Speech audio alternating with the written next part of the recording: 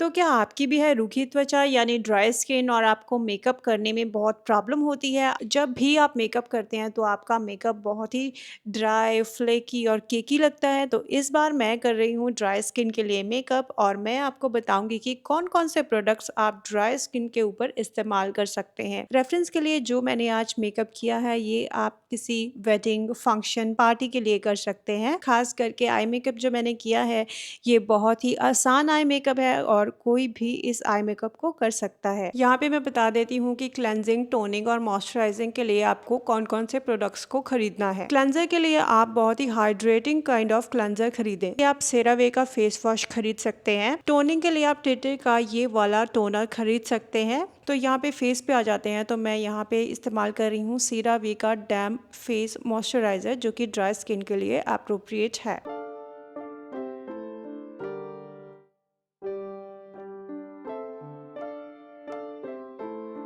और प्राइमर के लिए मैं लैक्मे का क्रीम बेस्ड प्राइमर लूँगी जिसमें थोड़ा सा आपको पीछे टिंट भी मिलता है और इस पीछे टिंट की वजह से आपके जो दाग धब्बे हैं या डार्क सर्कल्स हैं वो भी थोड़े कम दिखाई देते हैं। प्राइमर को लगा के आपको 1 मिनट तक का गैप देना है और फिर हम चलते हैं अगले स्टेप पे। कंसीलर के लिए मैं फॉरएवर 52 का कंसीलर ले रही हूँ, लेकिन आपको कंसीलर को चूज़ करना है। कंसीलर जब आप चूज़ करेंगे का कंसीलर हाइड्रेटिंग यानी पानी की तरह बहता हुआ कंसीलर होना चाहिए, वो बहुत ज़्यादा मोटा कंसीलर नहीं होना चाहिए।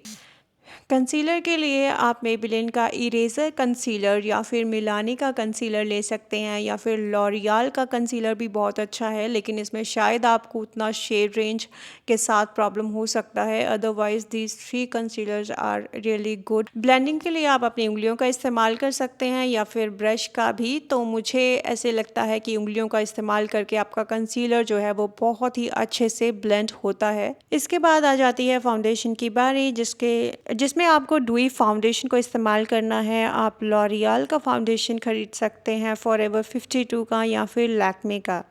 तो प्रोडक्ट की कंसिस्टेंसी वाटरी होनी चाहिए यानी बहता हुआ आपका प्रोडक्ट होना चाहिए ताकि आपका जो स्किन है वो एकदम डुई दिखे। सो यहाँ पे मैं लगा रही हूँ फॉरएवर 52 का फाउंडेशन। 2 फाउंडेशंस को मिक्स करके लगाऊंगी ताकि मेरी जो स्किन के साथ अच्छे से मैच कर जाए। कई बारी हमारा टैनिंग की वजह से हमारा स्किन जो है कलर चेंज होता रहता है, तो I just mix and match with other foundations. Blend करने के लिए सबसे पहले मैं ब्रश से ब्लेंड करूँगी और फिर ब्यूटी ब्लेंडर से एक्स्ट्रा प्रोडक्ट को वाइप कर दूँगी। इसके बाद आपको करना है हाइलाइटिंग। हाइलाइटिंग के लिए जो मैंने कंसीलर बताए थे वही रहेंगे। हाइलाइटिंग करने से आपका फेस चिज़ल्ड लगता है और थोड़ी सी कॉन्टोरिंग भी हो जाती है। क्योंकि हमारा ये प्रोफेशनल मेकअप है तो हम हर एक चीज़ को लगाएंगे, कोई भी स्टेप को मिस नहीं करेंगे। सो इतना है कि आपको you have to practise it a lot. आपको 2-3 बार इस चीज़ की प्रैक्टिस करनी है और इसके बाद आपको मेकअप करना आ जाएगा। I am sure about that.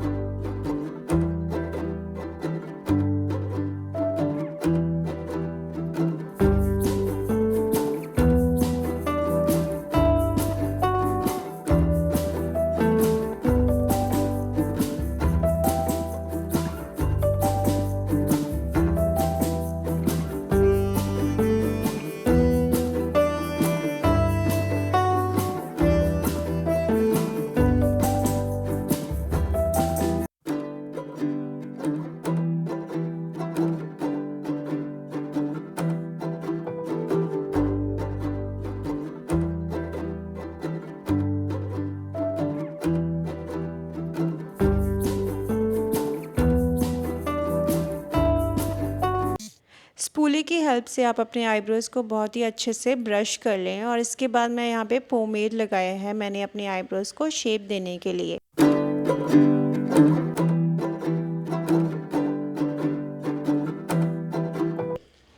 इसके बाद आप कंसीलर लगा लें नीचे और ऊपर। ऊपर में मैंने कंसीलर अपने स्किन शेड का ही लगाया है और नीचे में मैंने थोड़ा लाइट कलर का कंसीलर लगाया है ताकि मेरी आई शैडोज़ बहुत अच्छे से दिखें।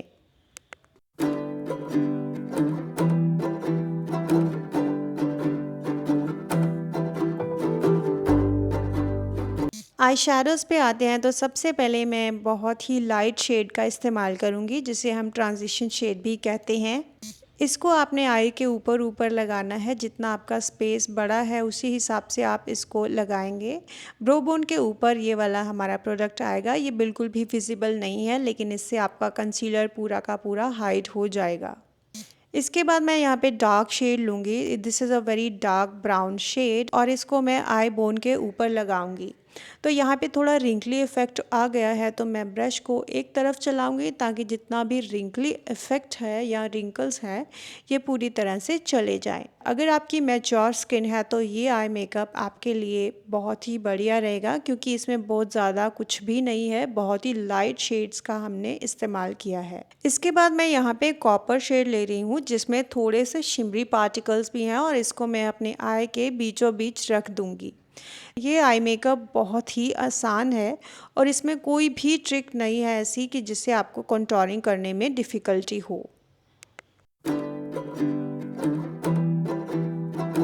इसके बाद मैं पेंसिल ब्रश लूँगी और नीचे के आई में इसी तरह इस शेड को लगा दूँगी, जैसे हम काजल को स्मच करते हैं उसी जगह पर इस शेड को लगाऊंगी। इतना करने के बाद हम लगा लेंगे एक आईलाइनर। आईलाइनर के लिए मैंने क्रेयॉन का वाटर कलर ले रही हूँ, इससे मैं विंग्ड आईलाइनर बनाऊंगी। आप आईलाइनर अपनी चॉइस से भी बना सकते हैं, जो भी आपके चेहरे को सूट करता है।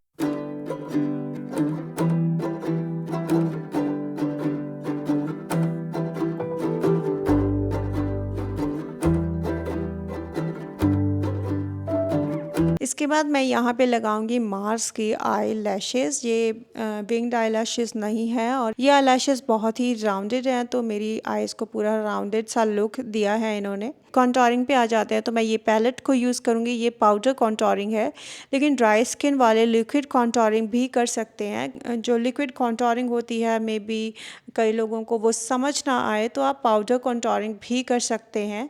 सो अगर आपको समझ आता है तो आप लिक्विड कॉन्टोरिंग भी कर सकते हैं।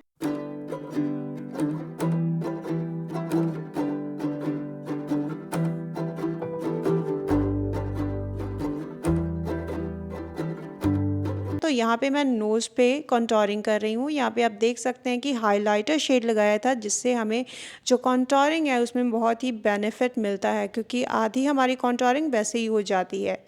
यहाँ पे मैं लगा रही हूँ लिक्विड ब्लश। तो लिक्विड ब्लश के लिए आप कोई भी प्रोडक्ट यूज़ कर सकते हैं। यहाँ पे अगर ज़्यादा लग जाए तो आप ब्यूटी ब्लेंडर से इसको साफ़ कर दें। तो इसको मैं थोड़ा नोज़ पे और थोड़ा चिन पे लगाऊंगी, डिपेंडिंग कि आपको कितना ब्लश एक्चुअल में चाहिए। इसके बाद हम लगा लेते हैं हाइलाइटर। हाइलाइटर मैं अपने फोरहेड पे, नोज़ पे, चीक्स पे, क्यूपिड्स पे और चिन पे लगाऊंगी। आप देख लें कि अगर आप बहुत ज़्यादा गर्मी पड़ रही है तो आप मे बी इस स्टेप को स्किप भी कर सकते हैं। तो यहाँ पे मैं हुडा ब्यूटी का लिपस्टिक ले रही हूँ। मैंने 2-3 शेड्स को चेंज किया because I was not satisfied with the colours. तो यहाँ पे मैं ये वाला बॉम्बशेल शेड है शायद से,